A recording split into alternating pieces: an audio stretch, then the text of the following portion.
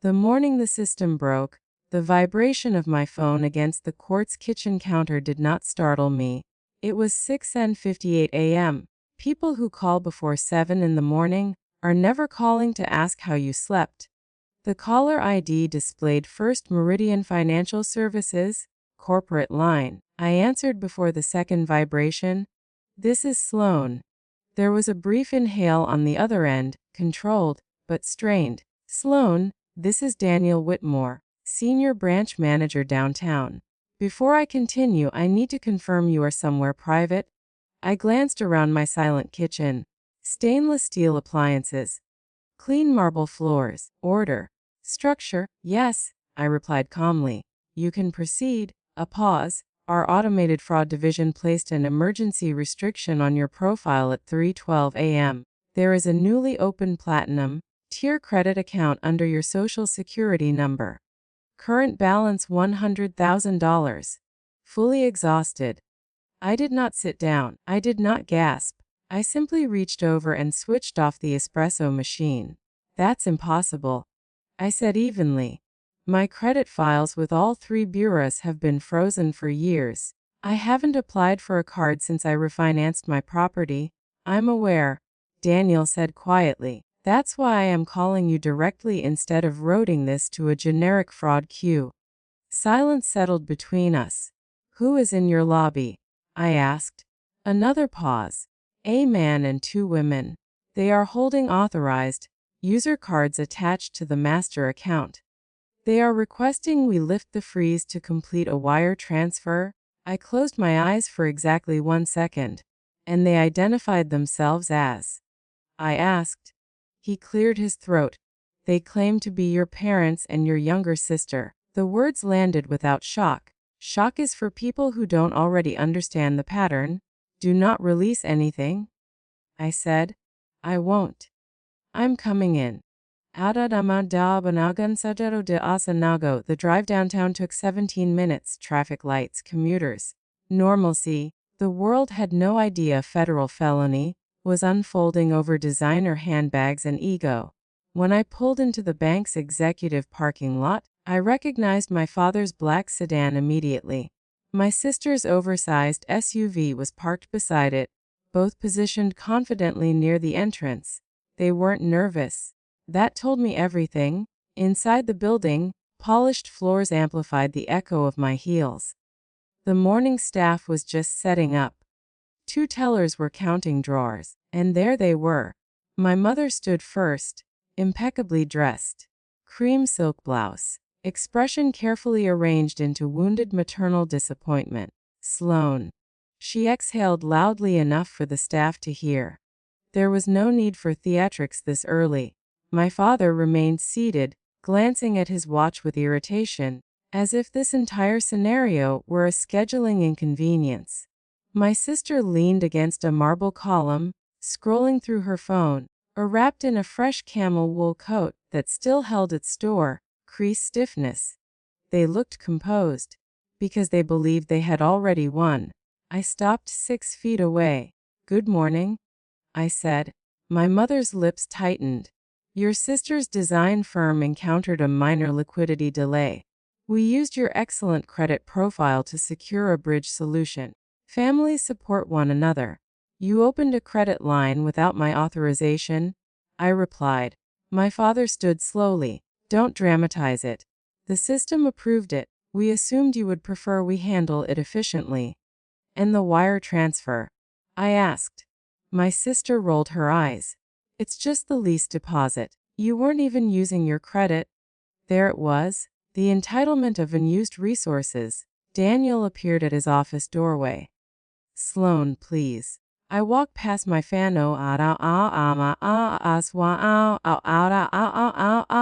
inside the office. The door shut firmly. Daniel's demeanor shifted from customer service politeness to institutional gravity. He turned one of his monitors toward me.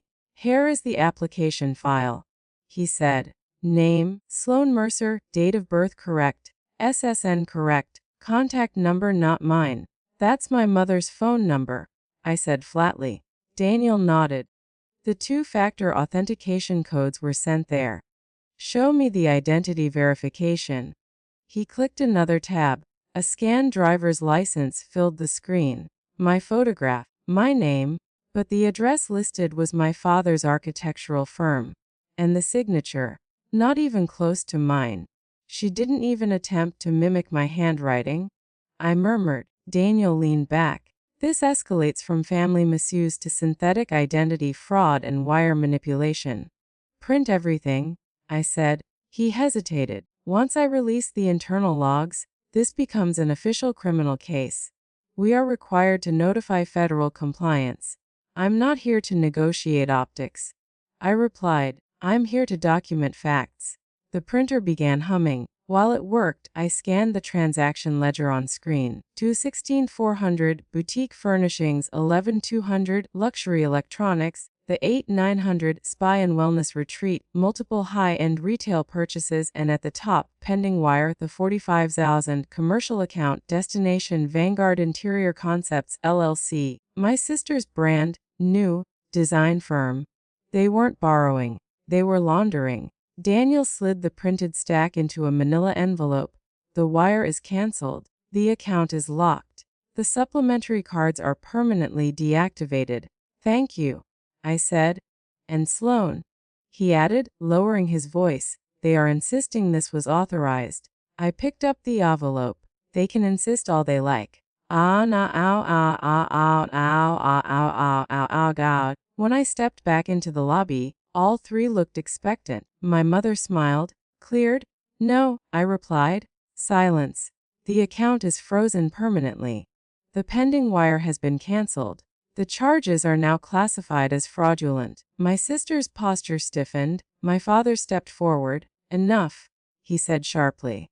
You will walk back into that office and correct this. I won't. My mother lowered her voice. You're embarrassing us. You uploaded a forged ID, I replied. You intercepted verification codes. You attempted a 6-figure extraction. My father's face darkened. We anticipated resistance, he said quietly. He reached into his briefcase and removed a folded document printed on heavy legal paper. We prepared for it. He unfolded it. Limited durable power of attorney, my name, his authority, notarized. You signed this last month, he said calmly, granting me control over your financial matters. I did not react. Instead, I extended my hand. May I inspect it? He held it firm but allowed me to read. Execution date October 14, Notary Seal, Illinois. Name, Caroline Briggs. My father smiled faintly. Fully legal. I unzipped the document folder I had brought, removed my passport, opened it flat. October 12, departure stamp. October 18, entry stamp, Geneva, Switzerland. I was overseas the entire week, I said quietly. His smile faded. The notary swore I appeared in person. I continued. Federal Border Control records state otherwise. My mother inhaled sharply. My sister whispered, Dad. I met his eyes. You didn't just fabricate a card, I said. You forged federal documentation. My phone vibrated in my hand. Notification, Horizon Capital Management, urgent liquidation request pending. The $250,000. He had already submitted the forged POA to my brokerage. This wasn't about a credit card. It was about draining my life savings while creating a distraction. He watched my expression carefully. You can still fix this, he murmured. I opened my email. Attached photographs of the forged document. Attached passport stamps. CC'd Horizon Compliance. CC'd State Notary Fraud Division. Hit send. What did you just do? He demanded. I initiated documentation. Daniel stepped forward from his office. I just received confirmation from Horizon, he said evenly. They have triggered a federal fraud escalation. The word federal changed the oxygen in the room. My mother grabbed my father's arm. Tell them it's a misunderstanding. It's not, I replied. Through the front windows, red and blue reflections flickered across the marble floor. Unmarked vehicles pulled in. My sister's face drained of color. This is insane, she whispered. The doors opened. 2 uniformed officers entered, followed by a detective in a dark suit. He approached calmly. Who is Sloan Mercer? I am, I said. He examined my passport, reviewed the forged document, listened to Daniel's summary. Then he turned to my father. Sir, he said, voice steady, this is not a family disagreement. This is interstate financial fraud. My mother began crying instantly. We didn't actually take anything. You attempted to, the detective replied. Steel cuffs clicked, first around her wrists, then his. The sound echoed off the marble like punctuation. My sister stood frozen, clutching her handbag. Please, she whispered to me. I looked at her coat, the bag, the facade. The lease is cancelled, I said, and that bag was purchased with fraudulent funds. I suggest you surrender it voluntarily. She let it drop to the floor. Officers escorted my parents outside. I felt no triumph, only the quiet hum of systems working exactly as designed. Daniel turned to me. Your credit profile is clean. The brokerage has locked your investments under biometric protocol. You owe nothing. I nodded, zipped my passport away, walked out into the morning air. 3 weeks later, the consequences would unfold publicly: revoked licenses, criminal indictments, asset freezes. But in that moment, standing on the bank steps watching the police vehicles disappear, I understood something with absolute clarity. Blood does not override documentation, and arrogance collapses under audit. But what they didn't realize was that the notary who stamped that forged document was about to become the weakest link in their entire operation. The weakest link. The arrest happened in less than 4 minutes. 4 minutes to dismantle decades of manufactured authority. 4 minutes for polished reputations to collapse under fluorescent lighting. But the real unraveling did not begin in the lobby of that bank. It began 3 hours later, when the notary realized she had been sacrificed. By noon, the story had not yet reached the public, but inside institutional channels, it was moving fast. Horizon Capital Management had flagged my account with a red tier compliance escalation. First Meridian Financial Services had forwarded internal metadata to federal authorities, and the State Notary Commission had opened an emergency review under Expedited Fraud Protocol. When powerful systems communicate with each other, they don't argue. They verify. At one scene, I received an email confirmation: complaint received. Investigation opened. Subject: Caroline Briggs. Commission: pay 784221. Active: Caroline Briggs, Senior Escrow Coordinator at my father's architectural firm. Licensed notary. Commission valid through 2029. She had stamped the forged power of attorney, which meant one of two things. Either she knowingly committed felony fraud, or she had been coerced. Both scenarios were catastrophic. At 20:04 p.m., my phone rang again. Private number. I answered, a woman's voice, shaky. Sloan, it's Caroline. I leaned back in my office chair.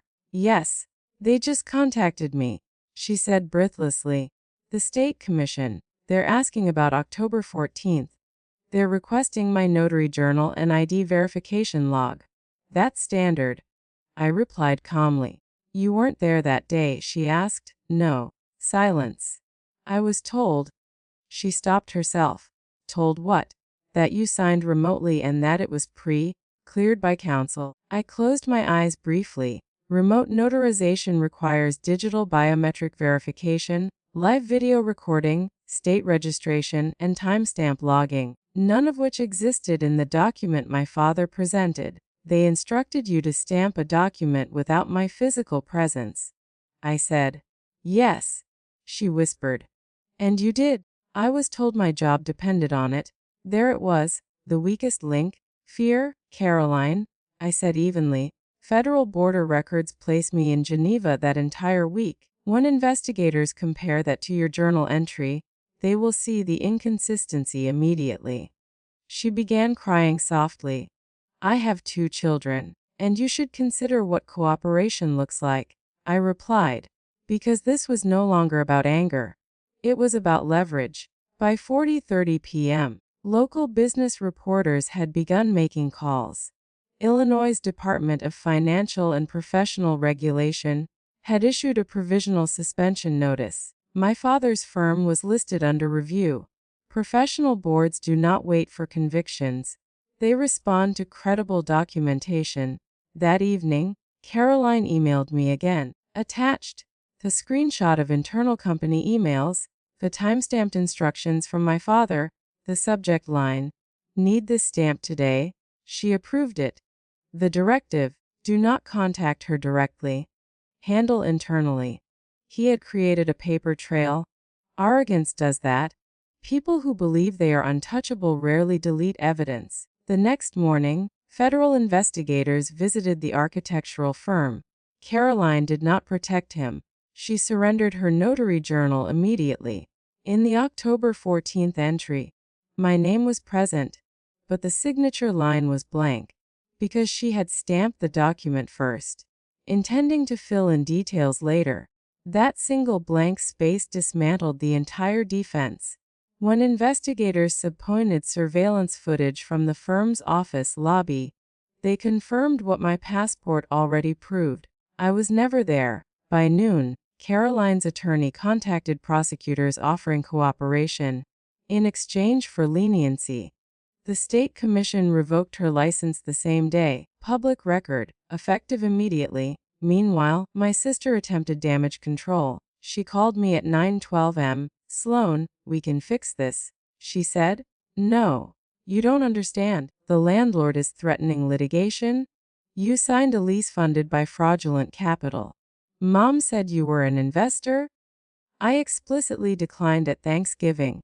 Silence. "I already put deposits down with suppliers," she whispered. "With stolen funds." She exhaled sharply. "You're ruining my future." "No," I said calmly. "Your parents gambled it." She hung up. By day 3, my parents had secured criminal defense counsel. The charges were expanding: wire fraud, synthetic identity fraud, forgery, conspiracy. When multiple institutions are involved, prosecutors stack counts. It increases leverage for plea negotiations. That afternoon, Detective Russo called. Detective Russo did not waste words. "Your father's brokerage fax timestamp matches the bank incident within 11 minutes. He intended the credit line as a distraction." I assumed so. They also recovered email threats to the notary. "That tracks." There was a pause. "Your documentation response was strategic." "I prefer evidence over emotion." He almost laughed. "Well," he said, worked. On day 5, the story broke publicly. Chicago Business Ledger ran the headline: "Prominent architect under federal investigation for financial fraud scheme." The article detailed the attempted 250,000 asset liquidation, lure 55,000 fraudulent retail transactions, the forged notarized power of attorney, internal IP trace from firm headquarters. It did not mention my name beyond the victim, but within professional circles, people connected dots quickly. I received exactly 14 messages that day. Most began with, "I'm so sorry." None asked what I could have done differently, because the evidence was airtight. 3 weeks after the arrest, the formal indictment was filed. Caroline accepted a reduced charge in exchange for sworn testimony. My father's firm lost 3 major contracts within 48 hours. Clients do not tolerate federal investigations. Insurance carriers withdrew coverage. State licensing boards opened independent review proceedings. And then came the financial collapse. Defense retainers drained liquidity. Their home was leveraged to cover legal expenses. My sister's lease was terminated under fraud clause provisions. Her suppliers demanded payment. Without my credit profile to mask insolvency, the illusion evaporated. She sold her SUV 2 weeks later. But the final fracture came from inside the holding room. My mother attempted to negotiate, through attorneys, offer to repay the $55,000, request that I reconsider cooperation. The audacity almost impressed me. I declined, because repayment does not erase attempted institutional manipulation, and silence would have validated their strategy. On day 21, I attended the preliminary hearing. I did not sit behind them. I sat alone, When prosecutors outlined the timeline, it sounded clinical: the forged identity application, the contact interception, a retail extraction, clue-coordinated distraction, a attempted brokerage liquidation, layered intent, structured escalation, premeditation. My father avoided eye contact. My mother looked smaller than I remembered. Fear reduces people to scale. When the judge denied immediate dismissal motions, reality settled permanently. This would proceed. 3 days later, I filed a permanent restraining order, granted without resistance. The court cited documented pattern of financial exploitation and coercion. Language matters.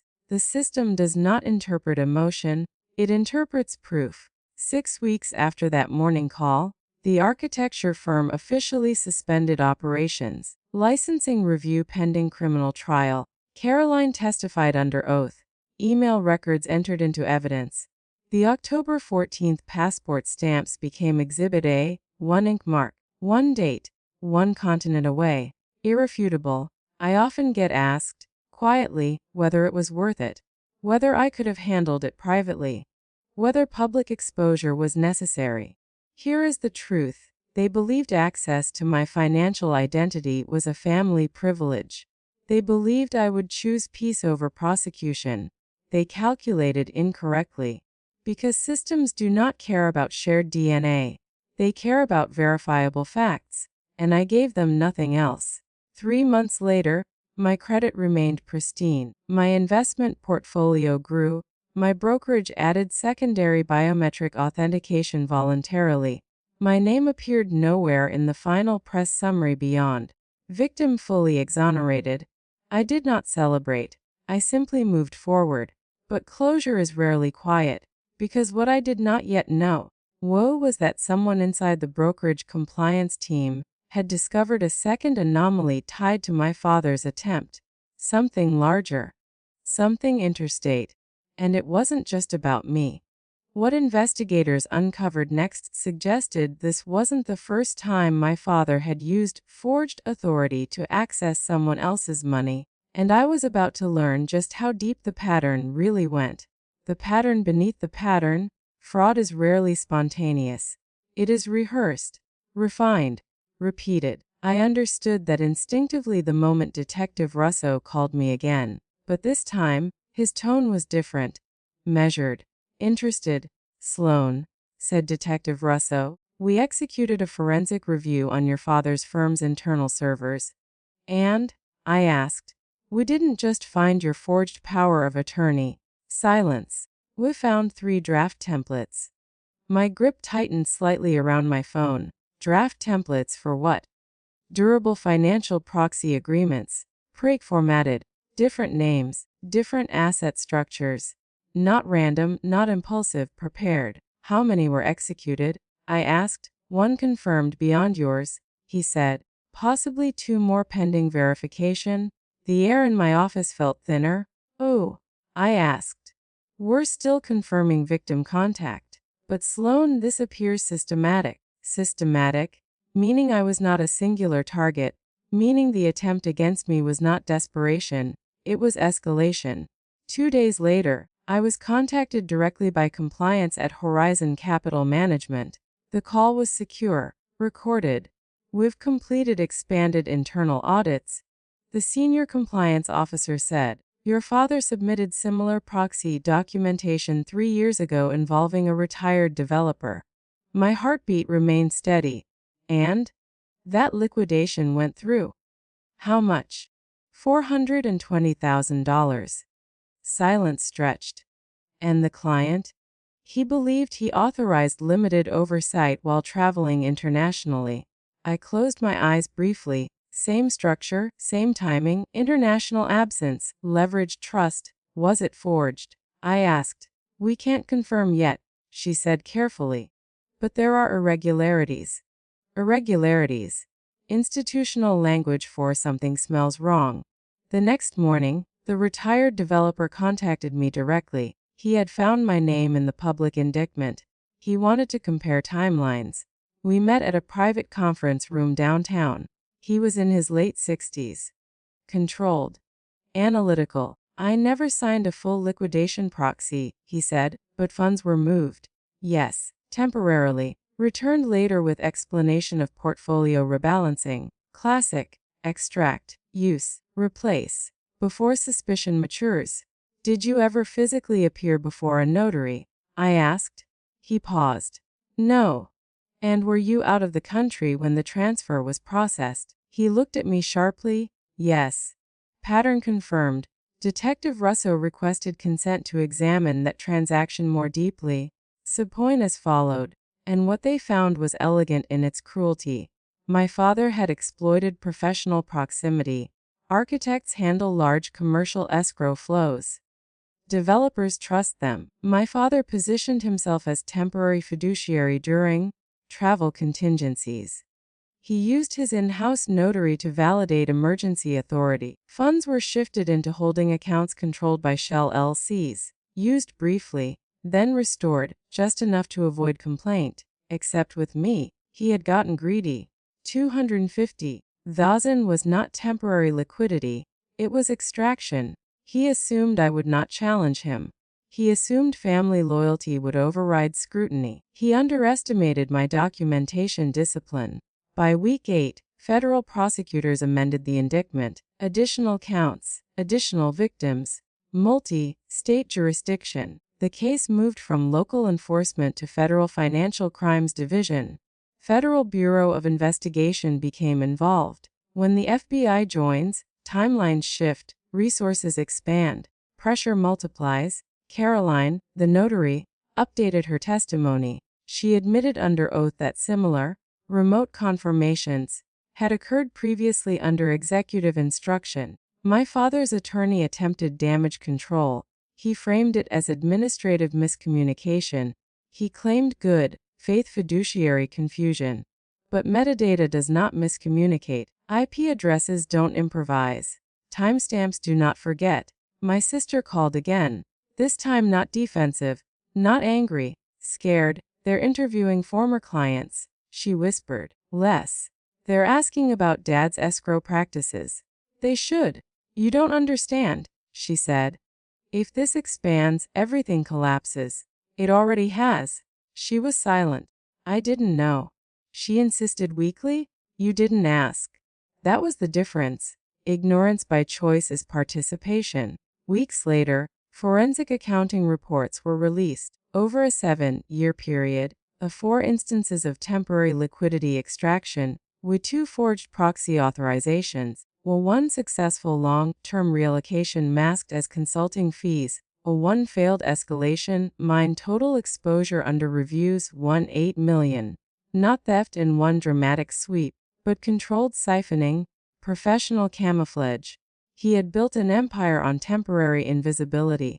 Until he miscalculated target selection, I was asked to provide a victim impact statement, not emotional, not dramatic. I wrote, this was not a misunderstanding.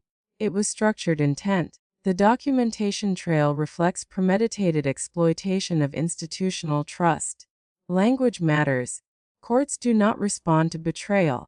They respond to design. The trial date was set. Preliminary hearings filled with procedural arguments. Defense attempted suppression of digital metadata. Failed. Attempted character mitigation. Minimal effect. The prosecution's strongest exhibit, my passport. October 14, Geneva. A physical impossibility stamped in ink. Sometimes the smallest artifact dismantles the largest deception. By month 4, my father's firm officially dissolved. Professional licensing revoked pending conviction. Civil lawsuits filed by former clients. Insurance denied coverage under fraud exclusions. Caroline accepted probation in exchange for full cooperation. She lost her commission permanently. My mother attempted public sympathy through community channels. No one responded. Financial crimes strip away social insulation. One afternoon, Detective Russo asked to meet privately. We uncovered something else, he said, related, less.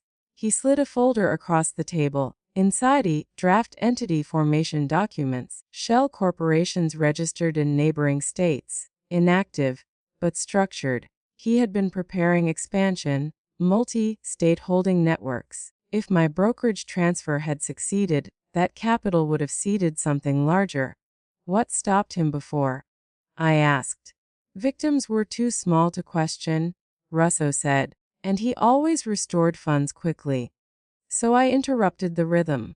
You shattered it. The trial began 6 months after that morning call. Federal courtroom, structured, controlled, evidence layered methodically, emails, server logs, notary journal gaps, escrow account transfers. My father's composure eroded incrementally. Confidence became irritation, irritation became defensiveness, defensiveness became silence. When prosecutors presented the Geneva passport stamp, the courtroom grew noticeably still. A single border entry disproved an entire fabricated narrative. The jury took less than 5 hours to deliberate. Guilty on primary counts, guilty on conspiracy, guilty on wire fraud. My mother received secondary sentencing for coordinated participation. My sister avoided charges beyond financial restitution due to lack of direct execution involvement. She was lucky. Ignorance nearly became indictment. Sentencing was scheduled 8 weeks later.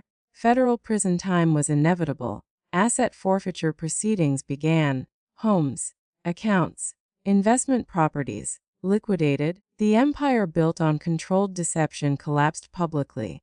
Not dramatically, methodically, as systems are designed to function.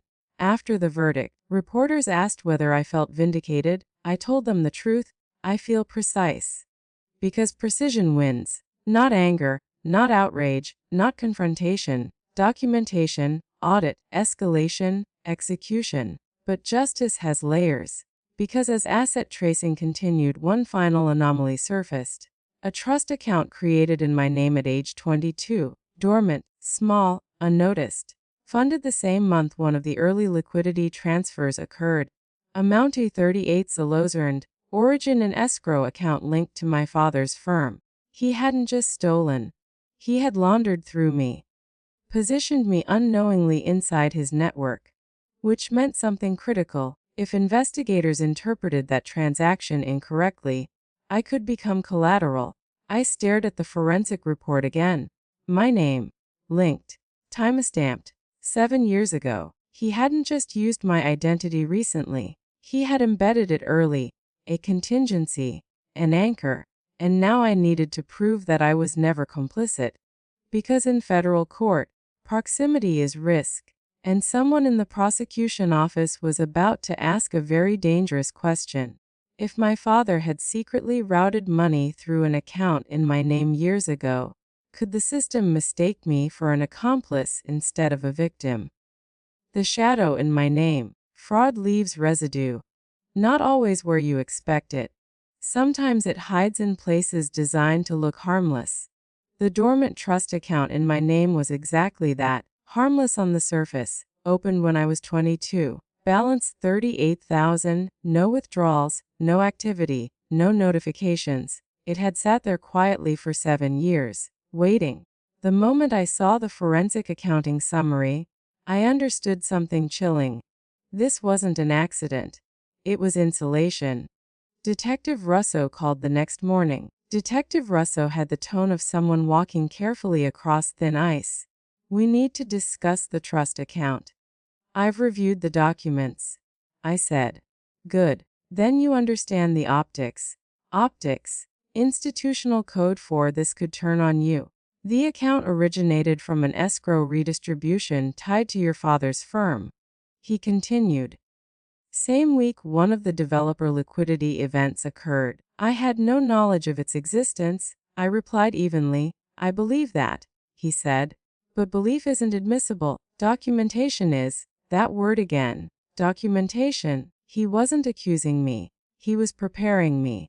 Because federal prosecutors don't ignore money trails, even dormant ones. I contacted compliance at Horizon Capital Management immediately. I need the full origin trace on trust account FA8842M, I said.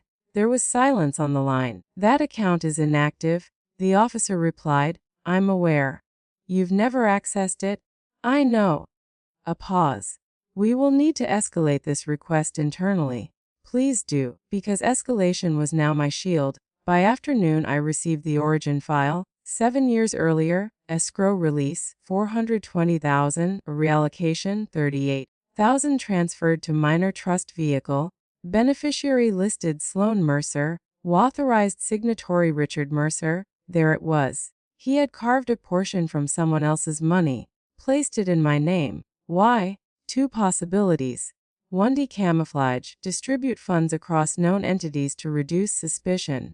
2. Leverage, create future liability over me. Either way, it was strategic. I reviewed my financial history from that year.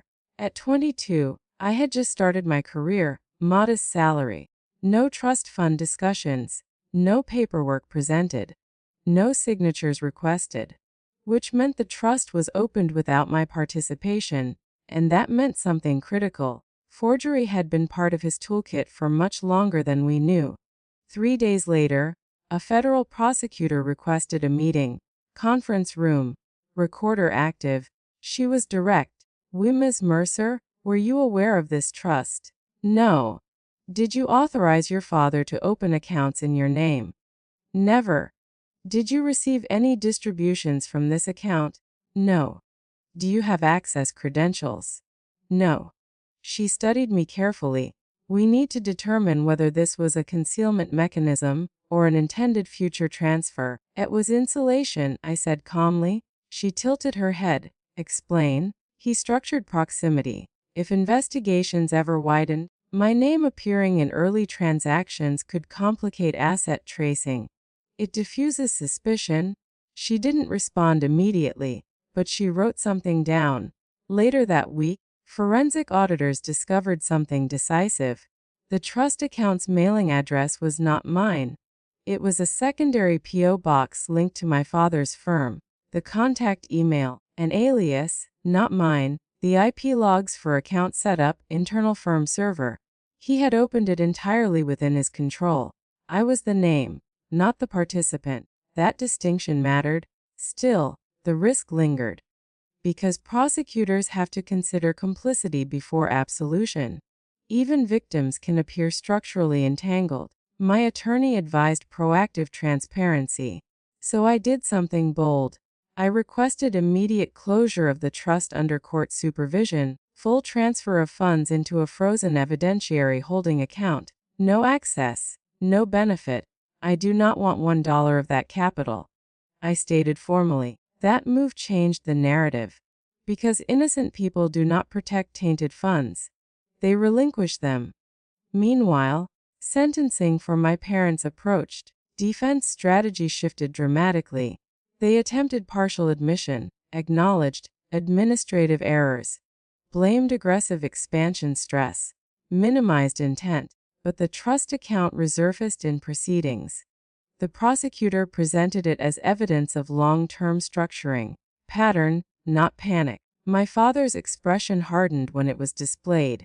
He had forgotten about it.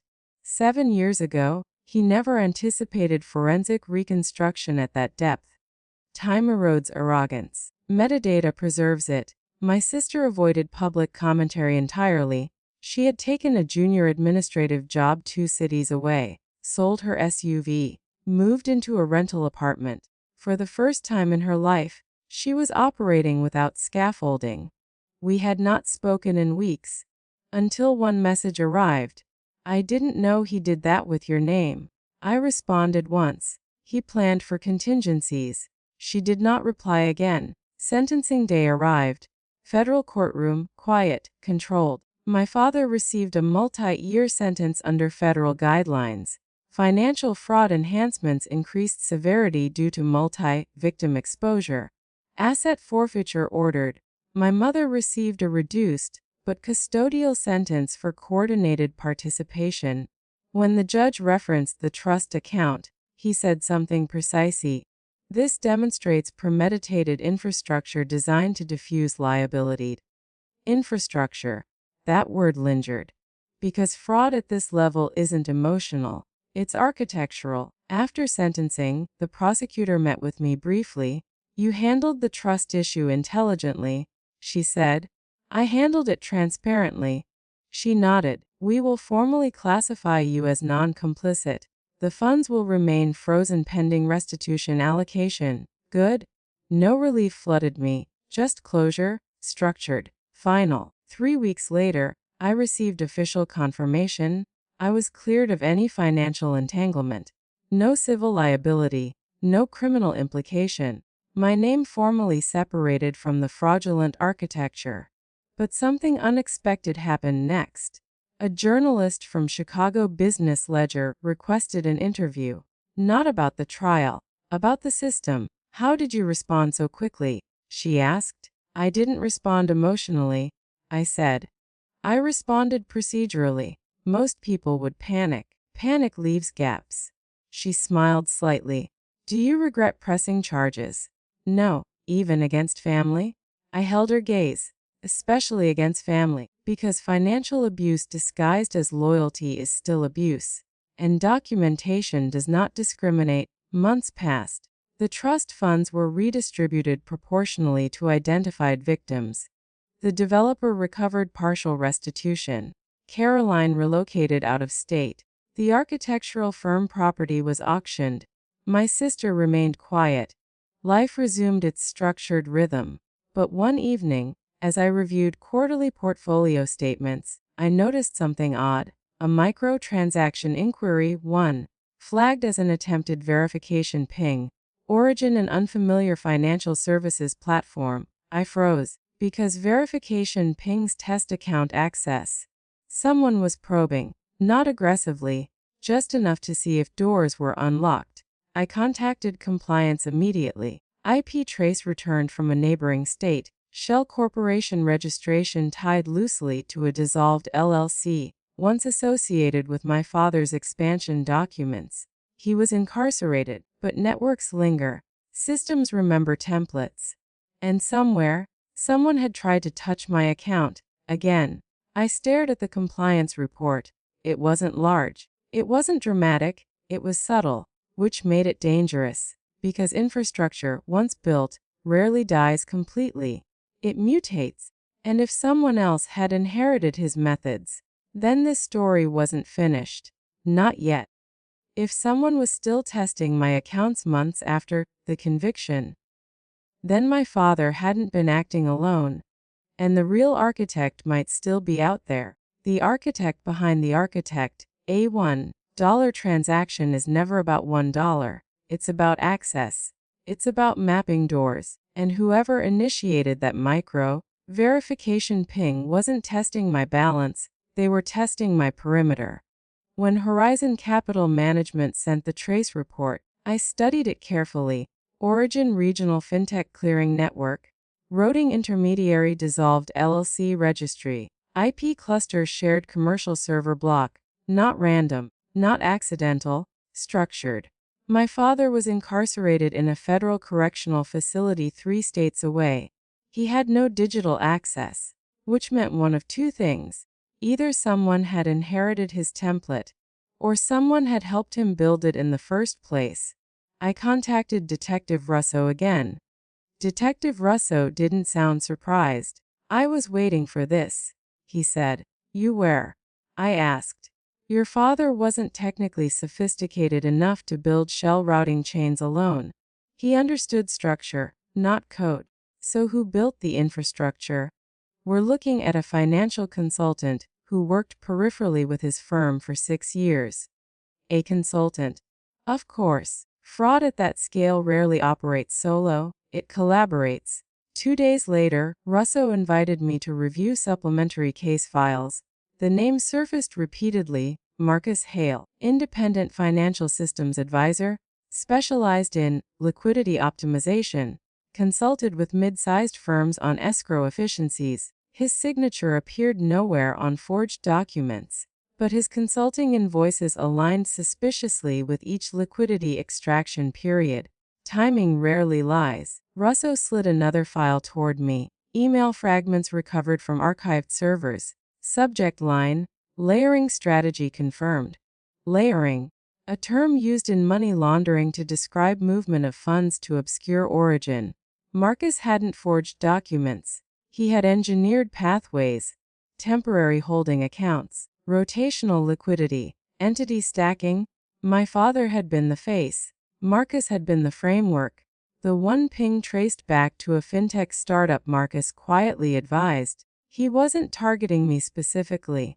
He was probing dormant accounts historically connected to my father's firm, testing for overlooked assets, residual access points. He assumed chaos leaves leftovers. He assumed I had moved on emotionally. He underestimated my vigilance. I requested immediate freeze escalation across all linked financial identifiers, multi-factor authentication reset, IP monitoring, secondary legal alert triggers, because precision must be continuous, not reactive, proactive. ISO informed federal prosecutors. Marcus Hale was not yet charged, but now there was evidence of post-conviction probing.